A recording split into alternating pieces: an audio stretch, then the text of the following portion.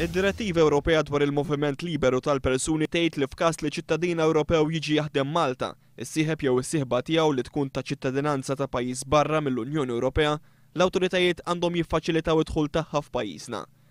Il-Malta Gay Rights Movement u l-Aqda Aditus fi stqarrija qalu li l-Gvern mhux qed jimplementa b'mod korrett din id-direttiva fil-konfront ta' koppji tal-istess sess. Dan jirriżulta anke minn mistoqsija parlamentari li saret mid-deputat laburista Evarist Bartolo wara li l-MGRM tkellmu miegħu dwar din is-sitwazzjoni. Il-Gvern meta mistoqsi x'inhi l-pożizzjoni tiegħu f'każijiet bħal dawn ta' risposti evażivi u insodisfaċenti. S'issa liġi Maltija għadha ma tirrikonoxxix iż-żwiġijiet ta' bejn persuni tal-istess sess, sħubiji reġistrati jew forom oħra ta' relazzjonijiet.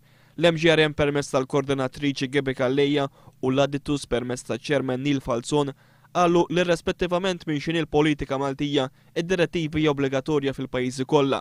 Iż-żewġ ċaqdiet ikkritikaw lill gvern li qed jistaħba wara politika interna li tisħaq li koppji tal-istess sess huma kontra l-politika pubblika biex tiġi ġustifikata din il-pożizzjoni omofobika u diskriminatorja.